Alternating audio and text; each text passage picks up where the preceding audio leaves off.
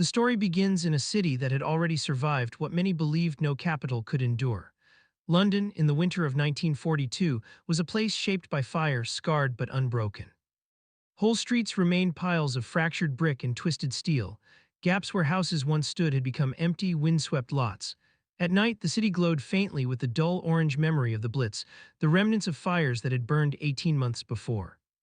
The people who lived within this battered landscape carried on with a resilience that the world had come to admire but few fully understood. They lined up for rations, they hurried to shelters during air raid warnings, they read the names of the newly dead posted outside information centers, and they somehow found small pockets of humor and stubborn pride to fill the hours between alarms. Winston Churchill in these months carried the strain of leadership like a physical weight. His face had grown more lined since 1940. His voice, though still unmistakably powerful, carried subtle weariness between the syllables. He smoked more, slept less, and drove himself harder than almost any man in the free world. Every decision seemed to reach into the core of the nation's survival. He had already endured the harrowing year of 1940, when the fall of France left Britain standing alone. He had shepherded the country through the Battle of Britain. He had walked through the burning streets during the Blitz, defying Luftwaffe raids. But even a man of his historical stature understood one truth more clearly than anyone. Britain could not win the war alone. That understanding shaped every strategic hope he held, and by early 1942, the United States, now at war after the attack on Pearl Harbor, had begun sending its first waves of troops to Britain. American uniforms, American accents, American supply convoys began trickling into British ports. The trickle would become a river and later a flood, but in the early months it remained something new, something startling, something that symbolized that the long dark night of Britain's solitude was finally ending. The day Churchill first saw American troops march through London was not originally designed to be a moment of spectacle. It was, on paper, a routine demonstration march, part morale-building exercise, part public relations display, part introduction of Allied forces to the British people. The Americans were newly arrived members of the U.S. Army's early deployment to Europe, men from units such as the 34th Infantry Division and support elements from the U.S. Army Air Forces. Most of them had never left their home states before being shipped across the Atlantic. Many were still adjusting to the gray skies, narrow streets, and clipped accents of their new host nation. Churchill knew they were in London. He knew they were preparing for the march. He knew he was scheduled to observe. But what he did not fully anticipate was the emotional weight of the moment. On the morning of the march, the air carried a fine mist, a thin veil that softened the buildings but sharpened the sound of boots on pavement. Crowds formed early along the sidewalks. Children in wool coats clutched their mothers' hands. Elderly men, veterans of the Great War, stood with stiff backs and lowered brows. Workers on lunch break leaned forward against the edges of buildings. The atmosphere hummed with quiet anticipation, the type of anticipation born not from curiosity but from the longing for reassurance. And then the sound began, steady, rhythmic, unmistakably American in cadence. A column of troops emerged, marching with a synchronization that seemed to echo from another continent. Their uniforms were different khaki rather than the darker British textiles. Their boots struck the ground in a beat that lingered in the air. They carried rifles with a confident looseness, and they looked straight ahead with a sense of purpose that many Londoners found uplifting. Winston Churchill stood near the front of the reviewing area. He held his hat in his hand, looking outward from beneath his heavy brows. At first he watched with the critical eye of a wartime leader assessing new allies, but as the column continued, one company after another, then another, his demeanor shifted. His face softened, his eyes narrowed not with suspicion but with something approaching disbelief. He turned to one of his aides, Commander Charles Thompson, who later recounted the moment with vivid clarity, and said quietly, "This is the answer to my prayer." Those words have been repeated and reprinted, but in that moment they were spoken not as a flourish of rhetoric but as an exhale, an unguarded expression of relief from a man who had spent 2 years fearing he might lead his nation into ruin alone. Churchill saw in the American troops more than soldiers. He saw possibility. He saw the embodiment of a partnership he had been trying to cultivate since the earliest days of the war. He had spent countless hours in correspondence with Franklin D. Roosevelt, long before America entered the conflict, attempting to draw the United States closer to Britain's cause. He knew that if the industrial and military might of the United States joined with Britain's resilience and experience, the Axis would inevitably be pushed back. Seeing those troops march through London was, to him, the physical proof that this alliance was now real, tangible, and present. The crowd's reaction reinforced what the moment meant. Londoners burst into spontaneous applause. Some waved small Union Jacks and American flags. One woman shouted, "Welcome, Yanks." A child perched on his father's shoulders called out, "Give him hell." The Americans, for their part, smiled slightly as they marched, surprised perhaps by the warmth of the welcome. Many had expected the British to be reserved or indifferent. Instead, they found themselves greeted as liberators before they had even fired a shot on European soil. Churchill's own reaction evolved into something even more profound as the column continued. His face grew partially flushed, his jaw tightened then relaxed, he lifted his chin slightly. When he finally spoke again, this time loudly enough to be heard by those around him, he said, "At last we are no longer alone." Several aides later confirmed the line, noting the mixture of pride and emotion in his tone. These were not empty words. Britain had truly stood alone longer than many realize. From June 1940, when France fell to the Germans, until June 1941, when Hitler invaded the Soviet Union, Britain had been the only major power actively resisting Nazi Germany in Europe. Even after the Soviet Union joined the war, the distance between London and Moscow, political, ideological, and geographical, meant that Britain's burden remained immense. The propaganda phrase "Britain alone," often used in newspapers and speeches, was not merely rhetoric, it was a statement of fact. By early 1942, however, the strategic landscape had changed and Churchill knew it.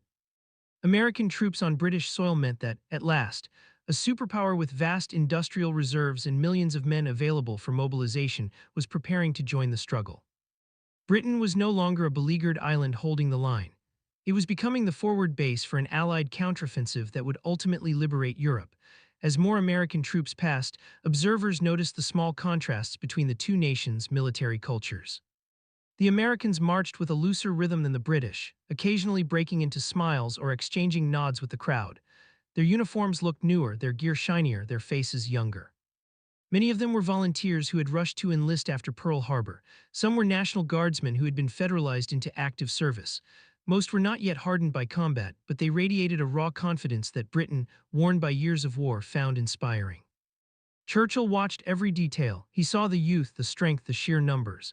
He understood, with the clarity of a statesman who had seen empires rise and fall, that this was the beginning of the shift in global power dynamics. The alliance between Britain and the United States, an alliance of language, culture, and democratic ideals, was evolving into something deeper, a partnership that would define the modern world. After the march ended, Churchill stepped forward unexpectedly. He approached a group of American officers, shook their hands, and spoke to them as though addressing old comrades. Those nearby heard him say, "You do not know what it means to us to see you here. You do not know what it means to me." One officer, a young captain from Iowa, later said he had never seen gratitude expressed with such intensity. The Americans were taken by surprise. To them, Churchill was a living symbol, something between a legend and a force of nature. Yet in that moment he appeared human, almost vulnerable, relieved in a way they had not expected. It left an impression on many of them that would last for the rest of their lives. From there, the script expands into deeper historical currents, currents that shaped everything about that single march. The United States had not joined the war lightly. Isolationist sentiment in the American public had been strong throughout the late 1930s. Memories of the First World War still cast long shadows across American political life. Many in the U.S. believed that European conflicts were not worth American blood. Roosevelt had worked carefully, almost delicately, to prepare the nation for the possibility of conflict, even as he reassured the public that no American boys would be sent into foreign wars. But Churchill had seen the writing on the wall long before December 7, 1941. He recognized that Nazi Germany posed a threat not only to Europe, but to the entire balance of global power. He also knew that Britain's survival depended on securing American support. He cultivated a deep personal relationship with Roosevelt, sending long letters, engaging in private discussions, and seeking to foster emotional and strategic unity. Their communication resulted in the famous Atlantic Charter in August 1941, months before the U.S. entered the war. It was a bold signal of shared ideals. Principles of freedom, sovereignty, and self-determination. Pearl Harbor changed everything. Within hours of the attack, Churchill had declared that Britain would join the United States in any war it fought. And within days, Hitler, believing in his own invincibility, declared war on the United States, bringing the two nations fully into alliance. This alliance, however, required enormous logistical coordination. The U.S. needed to move men, supplies, aircraft, and equipment across an ocean patrolled by German U-boats. The Battle of the Atlantic, already a deadly contest, intensified dramatically. Convoys became lifelines. British and Canadian escorts shepherded American troops and materiel through dangerous waters. Ships like the SS Tuscaloosa, SS Manhattan, and converted troop transports carried thousands of soldiers on voyages that could be as mundane as they were perilous. Some ships survived unscathed. Others saw torpedoes streaking toward them through the night. Those who reached Britain alive disembarked with a sense of relief mixed with awe. They saw the sandbagged buildings, the boarded windows, the rubble that still peppered London's streets. They experienced wartime Britain firsthand, rationing blackouts, air raid sirens. And they began integrating into British bases, many of them located in rural counties that had never before seen such an influx of young Americans. By the time the march in London took place, small cultural differences had already begun to emerge. British tea habits amused the Americans, American slang amused the British. There were tensions, misunderstandings, and jokes, yet the overwhelming shared sentiment was one of friendship and a growing sense of destiny. None of this was lost on Churchill. He understood human psychology, he knew the value of optics, and he recognized that seeing American troops march through the heart of London would carry symbolic power far beyond any speech. It would reassure the British people. It would signal to the Axis that the Western Allies were strengthening. It would affirm to the Americans that they had arrived not merely as guests but as partners. Churchill knew that history often turned on moments like these, not on battles but on gestures. As the march concluded, Churchill stepped back and watched the final company disappear into the mist. For a man known for his booming speeches and iron will, what he felt in that moment was deeply personal. The pressure that had defined his leadership since 1940 eased slightly. The loneliness of Britain's early war years began to fade. The hope he had carried, sometimes alone, sometimes against the doubts of his own war cabinet, now stood embodied in thousands of boots marching across London's streets. Later that evening, Churchill returned to Downing Street. He removed his coat slowly, settling into his office chair with a heaviness that blended exhaustion and relief. He poured himself a modest drink. According to accounts from aides present that night, he said softly, as though speaking to himself rather than anyone else, "They have come, the Americans have come." The moment marked a turning point, not only emotionally but strategically. Britain was transitioning from endurance to preparation. American troops would continue to arrive by the tens of thousands, bases would expand, airfields would multiply, plans for a future invasion of Nazi-occupied Europe, plans that had once seemed impossibly distant, began to move from theoretical discussions to real, tangible preparation. Churchill's reaction to seeing American troops march through London for the first time stands as a testament to the emotional architecture of leadership during war. It was the moment he allowed himself, perhaps for the first time since 1940, to believe that victory was truly possible. And as Londoners returned to their daily routines that day, crowds dispersing, newspapers printing early editions, church bells ringing faintly in the distance, the city itself seemed to breathe easier. The war was far from over. There would be terrible losses ahead, but the sight of American troops marching through their capital had given the British people something more valuable than relief. It had given them renewed faith. It had given them proof that the world beyond their island cared enough to stand with them, and it had given Winston Churchill the confirmation of what he had hoped for since the darkest days of 1940. Britain would not fall. Britain would not stand alone, and now history was turning.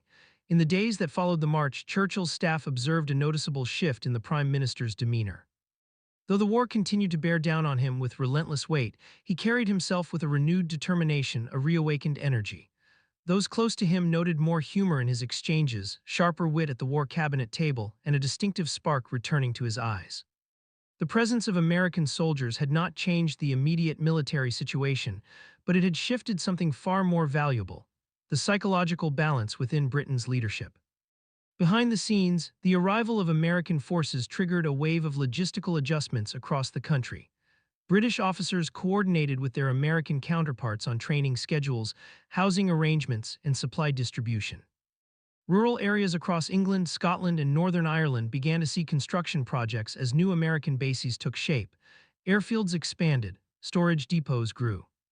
Mess halls, barracks, motor pools, and even movie theaters were erected to support the American presence.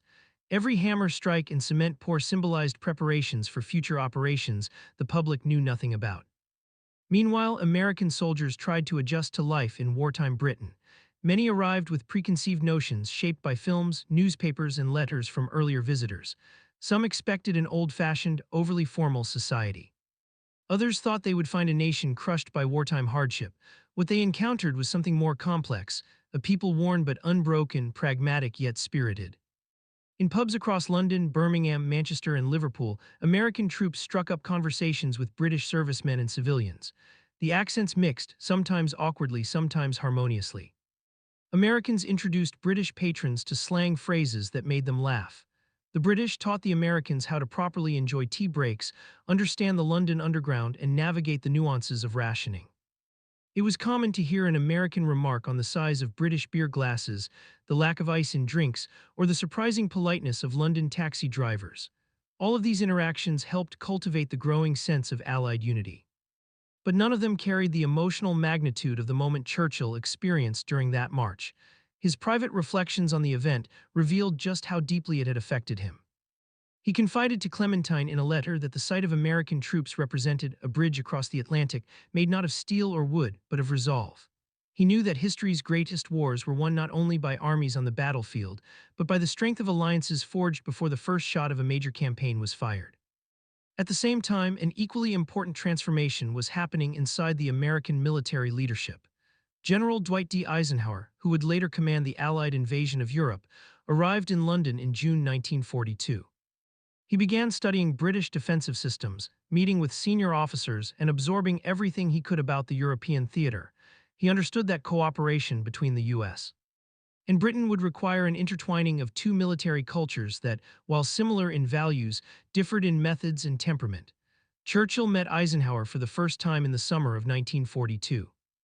Their early interactions were cordial, but Churchill quickly sensed that Eisenhower possessed something rare, a calm authority capable of balancing vast egos and differing national priorities.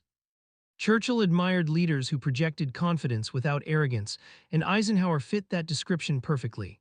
Over time, Churchill's respect for Eisenhower grew into deep trust. But all of this, the planning, the building, the gradual merging of Allied systems, stemmed from that initial moment when American boots struck London pavement.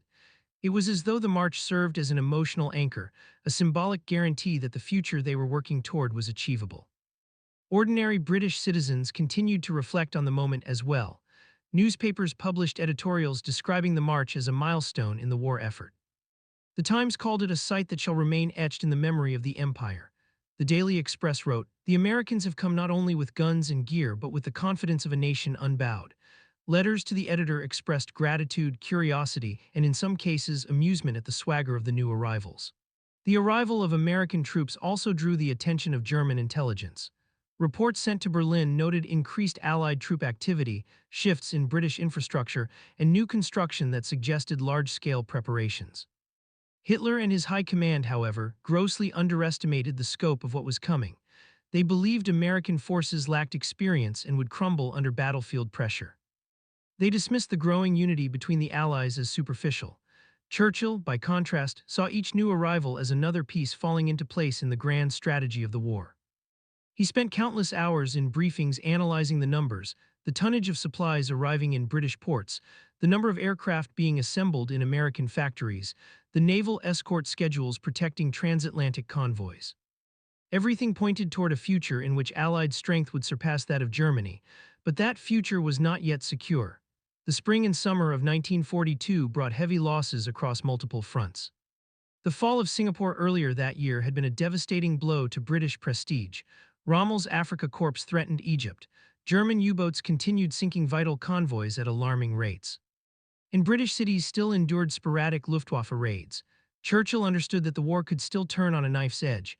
That was why the arrival of the Americans meant so much to him, not merely because they bolstered Britain's strength, but because their presence altered the trajectory of the conflict before the world truly understood it. Behind closed doors, Churchill worked tirelessly to maintain the momentum of Allied cooperation. He pushed for joint planning sessions. He encouraged American officers to observe British operations. He chaired meetings that stretched late into the night, ensuring that every obstacle blocking closer integration was addressed. He sensed that the heart of the war had shifted, no longer purely a struggle for survival, but a slow, steady march toward an inevitable counteroffensive. Though he rarely revealed the full extent of his emotions, Churchill did occasionally speak candidly to those he trusted most. One evening in early 1942, while returning from a meeting at the War Office, he confided to General Hastings Ismay, "We have suffered calamity after calamity, but now, my dear Ismay, I see the way ahead. The Americans bring with them the promise of retribution. Even as he said it, he knew that Allied victory would not come easily. There would be setbacks, tragedies, and bitter lessons. But Churchill's gift, the thing that had held Britain together through the darkest nights, was his ability to see beyond the immediate horizon. And now, for the first time in years, that horizon seemed brighter. While Churchill continued to focus on strategy, American troops acclimated further to their new environment. Training intensified, joint exercises with British units became common. American pilots trained alongside the Royal Air Force. Infantry units practiced amphibious landings on British coasts, preparing for operations whose details were not yet revealed to them. Engineers worked around the clock to reinforce infrastructure that would soon support the largest invasion force in human history. At the same time, British civilians became accustomed to seeing American uniforms in their daily lives. In cities, Americans waited in ration queues, shared cigarettes with British troops, and navigated the complexities of British currency. In rural areas, American bases brought new forms of activity to quiet villages. Farmers saw convoys rumbling down country roads. Local shops experienced sudden spikes in business. Social gatherings, dances, and joint community events emerged as Americans and British civilians interacted more frequently. Not all interactions were smooth, of course. Cultural differences sparked occasional tensions. Some British troops bristled at the perception that Americans received better supplies. A common joke, repeated in both nations, claimed that Americans were overpaid, oversexed, and over here. But beneath the teasing lay a deeper respect that strengthened with time. Churchill observed these developments with interest. He believed that alliances must be nurtured not only at the governmental level, but also through the everyday interactions of ordinary citizens and soldiers. When he saw Americans and Britons laughing together in pubs or working side by side in military drills, he felt confirmed in his belief that the alliance was becoming something organic and powerful. Churchill's war cabinet monitored American troop deployment closely. Reports detailing the arrival of entire divisions, armored units, and air squadrons passed across his desk. Each new update strengthened his conviction that the Axis had underestimated the resolve of the democracies. And while Churchill knew that the war would still demand enormous sacrifice, he also felt certain that the momentum had shifted irreversibly. Months after the march, Churchill found himself reflecting on the significance of the moment yet again. It had become for him a symbol, a fixed point in a rapidly changing war. He carried the memory of those American troops marching through London as a reminder of how far Britain had come, from the lonely days of 1940 to the growing strength of a global coalition. As 1942 progressed, the arrival of American troops accelerated dramatically. Each new convoy brought fresh soldiers who added to the Allied buildup, airfields filled with American bombers. Harbors crowded with American cargo ships. The logistical machinery of war operated at an unprecedented scale. Churchill visited bases and spoke with American officers, urging them to feel at home in Britain. He believed firmly in the power of human connection. When he met young American soldiers, he often spoke to them personally, asking about their homes, their families, and their reasons for enlisting. These interactions helped him understand the character of the men who would soon fight alongside British troops. Churchill's speeches reflected his evolving optimism. When he addressed Parliament in late 1942, his tone carried a new authority. He highlighted not only British endurance but also the promise of Allied unity. He praised the courage of American forces and emphasized the historic significance of the partnership between the two nations. He also spoke candidly about the challenges ahead, acknowledging that the war would test every ounce of Allied strength. In private correspondence with Roosevelt, Churchill's words grew more confident. He wrote about the march of American troops through London as a turning point in public morale.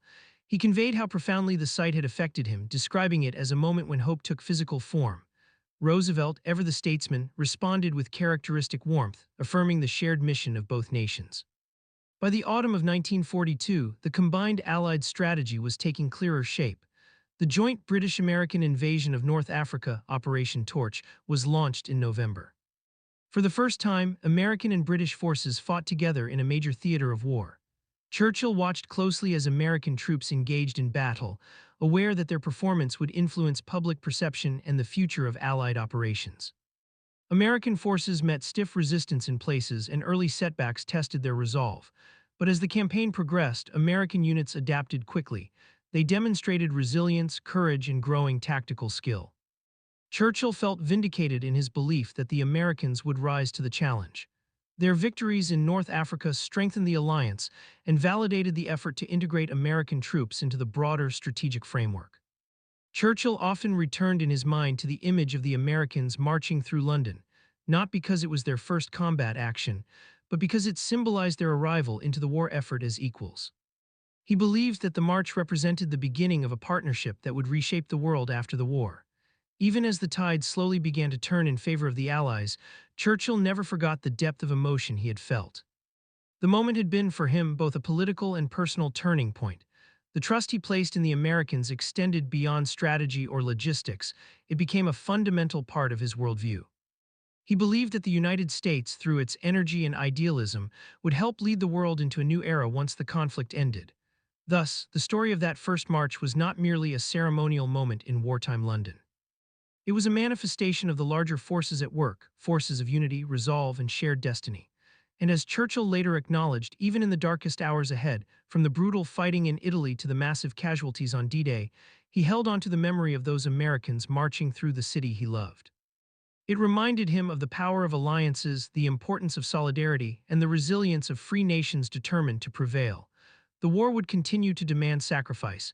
It would test the endurance of millions. But the partnership forged in those early days of 1942 would carry the Allies through the most difficult battles of the conflict. For Churchill, that march symbolized the moment when the world shifted and hope began to outweigh despair. And in the quiet hours of the night, long after meetings ended and the streets outside Downing Street fell silent, he would still sometimes whisper those same words he had spoken aloud during the march, words that captured the emotion of the moment with absolute clarity. At last we are no longer alone.